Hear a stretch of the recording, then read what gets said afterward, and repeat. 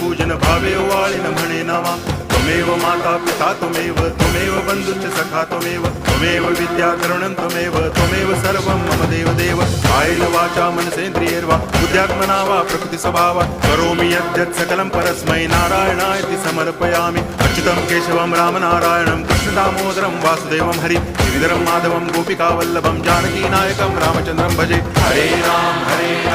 Ram Ram